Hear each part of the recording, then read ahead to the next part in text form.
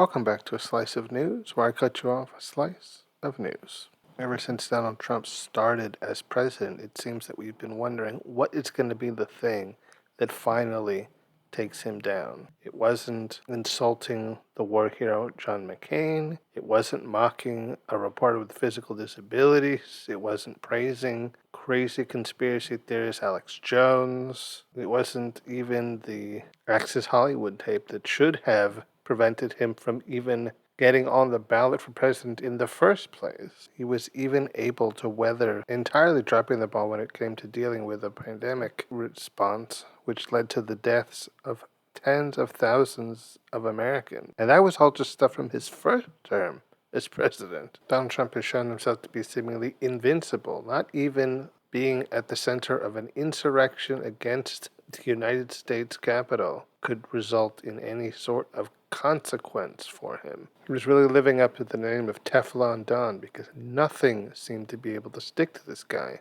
Things may be changing for him. While some may still believe in the myth of Donald Trump, that he's the smartest, most capable president we've ever had, who has done everything in his power to make America great again, a majority of the American people see him as a man, and a man they don't really like very much. When it comes to polling, his approval ratings are right around the mid-30s, and his disapproval rating is right around 60. And sure, you could say polls are just polls. They don't really prove anything, just numbers, just based on whoever they asked for that poll. And yes, to some degree that's true, but more important than any poll is the fact that he's losing his own rabid fan base, the thing that has kept him so insulated and so protected from consequence and erodes him to presidency not once but twice, as the man who promised to protect his people from the deep state seems to be slowly exposing himself as being that self-same deep state, or at least being deeply involved in it, with his waffling on releasing of the Epstein files and then signaling that the files that he did eventually release, if he ends up releasing anything at all, will be heavily redacted with his name conveniently removed entirely. One could argue if he's losing his MAGA followers, he's lost everything. One of his greatest strengths as a cult leader and president has been the undying and unquestioning love of his fanatic following. And if he's even managed to get Marjorie Taylor Greene, one of his greatest supporters within the government, to turn on him, there seems to be real cracks forming in his seemingly impenetrable armor. His own people are waking up to the fact that him and his party are definitely willing to let their insurance premiums jump sky high when they decide to not renew the Affordable Care Act subsidies, and have absolutely no alternative or any plan whatsoever on how to bring them back down. They were perfectly on board with him turning ICE into one of the strongest and most well-funded law enforcement agencies in the country, and their raids on the so-called illegals, until their own neighbors and sometimes their own family members started going missing too, leading them to question at long last if maybe ICE really was going too far. For his entire political life, Donald Trump has counted on the fact that he had a fan base that believed he could do no wrong and would always have his back and support him no matter what. But lately, it seems that he cannot count on that any longer. And his own rapidly failing fan base is not the only problem Donald Trump is going to be having to deal with. Democrats have been wildly successful in recent elections, winning governorships and mayorships, one after the other. Miami just elected their first Democrat mayor in 30 years.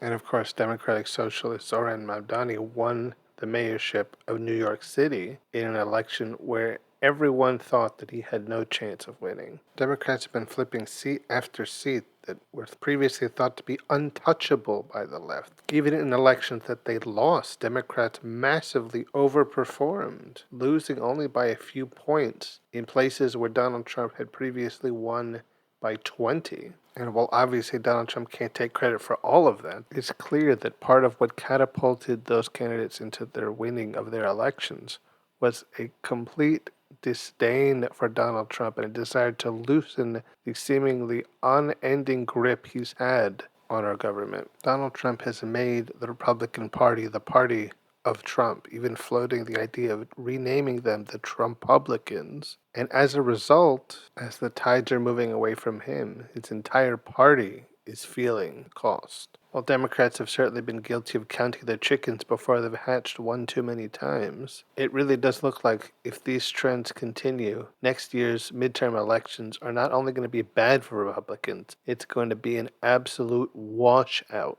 The so-called blue wave, much like Thanos from the Marvel movies, seems inevitable. Trump has survived this long on a cult of personality, and people are starting to lose interest in that personality. And when that's all he's had going for him all this time, he's not going to have anything to stand on now that it's eroding. Donald Trump is a man, as well as a president, far more defined by his failures than his successes. And now that his fellow Republicans, both in government and in the general voting populace, have caught on to it, his days of being untouchable are clearly numbered. Many within the GOP are already trying to look into what a future of a Donald Trump-free Republican Party might look like, though some might argue that that is pointless because the stain which he has put upon the party will not so easily be washed off. Too many of them enabled and encouraged some of his worst ideas and policies. Even once Trump the man is gone, his influence and effect on the party will remain long after he's gone.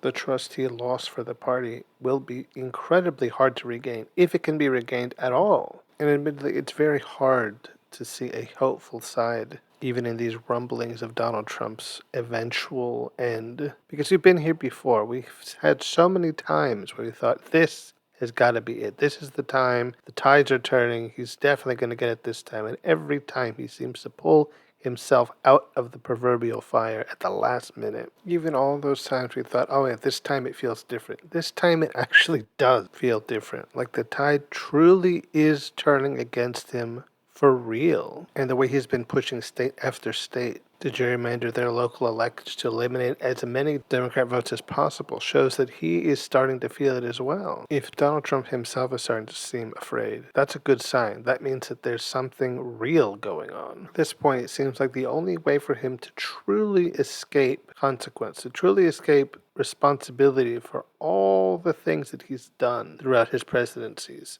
I suppose it would be his failing health, both physically and mentally. This is a man who's both feeble-minded and feeble-bodied. It seems very possible that he may not survive long enough to see the consequences of his actions, and death being his only real escape from them. But as much as a world without Donald Trump in it does seem immensely appealing, in many ways that would rob us all of the justice we deserve. Donald Trump himself has been personally responsible for unbelievably large amounts of suffering and deaths, with his shutting down of U.S. aid alone being predicted to have cost over 14 million preventable deaths by 2030, including 4.5 million children under 5. And of course the tens of millions who died thanks to his bungling of the COVID-19 pandemic during his first term.